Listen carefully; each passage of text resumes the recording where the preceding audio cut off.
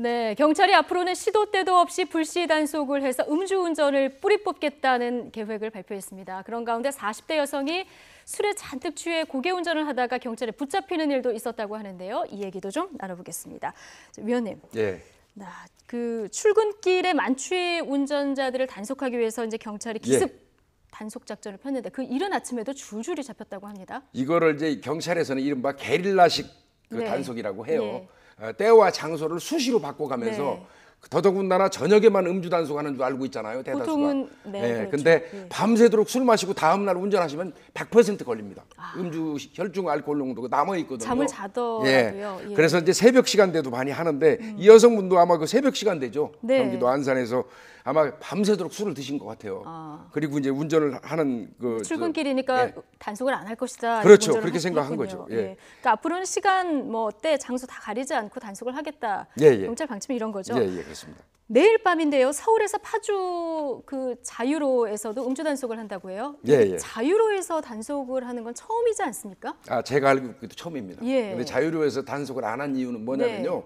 저기가 교통이 굉장히 편해요. 거기에다가 과속 구간이거든요, 사실은. 요 근래 외제차 폭주족들이라든지 하는 사람들이 거의 저기를 이용했지 않습니까? 그래서 음주 단속을 하기에는 아주 부적절한 장소입니다. 저기가. 그러니까 좀 위험해 보이기도 굉장히 하고요. 위험해요. 그런데 이제 경찰이 이번에 상징적으로 이제 좀 대대적으로 앞으로 지속적으로 단속하겠다는 거를 그런 의지의 표현이죠. 그래서 경찰을 아마 대규모 인원을 동원해 가지고 통제하고 그래서 미리 예고까지 하는 겁니다. 이게 좀 경찰들의 안전을 위한 어떤 조치들도 마련이 되겠죠. 당연히? 그렇죠. 그렇습니다. 상징적인 조치다. 자, 그 음주운전의 위험성을 알리는 그 영상들이 계속 나오고 있는데요. 40대 여성이 만취해서 고개운전을 하는 화면이 오늘 또 화제가 됐습니다. 한번 화면 보면서 얘기를 해야 될 것 같습니다. 네, 지금 노란 선 안에 있는 차량인데요. 지금 역주행을 해오고 있어요. 바닥에 화살표를 보면은 앞으로 가는 방향도 거꾸로 오고 있죠. 역주행 저건 정말 위험한 거거든요. 뭐 중앙선 넘나들고요. 신호도 무시하고. 신호 무시. 굉장히 아찔한 상황들이 많이 마음대로 가는 것 같아요.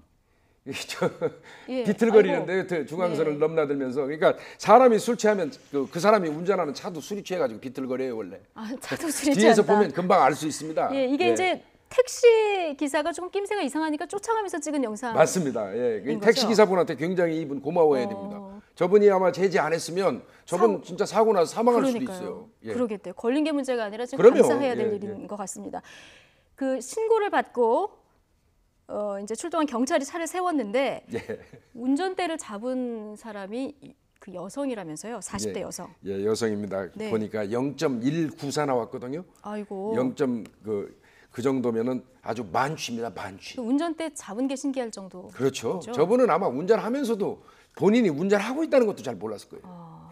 저희 화면을 보면 상당히 놀라운데 얼마 전에는 또 고개 운전을 한 20대 남성도 붙잡혔습니다. 뭐 이 화면도 만만치 않게 저희가 또 화제가 된 사고인데요. 지금 이 화면인데요. 이건 경찰이 제지했음에도 불구하고 지속적으로 이제 한 20여 분간을 그냥 중앙선 넘나들고 불법 유턴하고 하면서 막 도주하다가 지금 도주하는 상황인 건가요? 도망가는 겁니다. 경찰 블랙박스네요.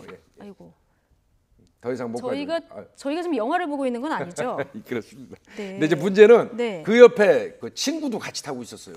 동승자가 있었군요. 동승자. 그 말리지도 사람도 않았고. 처벌 같이 받습니다. 저 남성은 지금 혈중 알코올 농도가 얼마나 0.104 정도면 이것도 뭐 면허 취소 수치 그렇게 됩니다.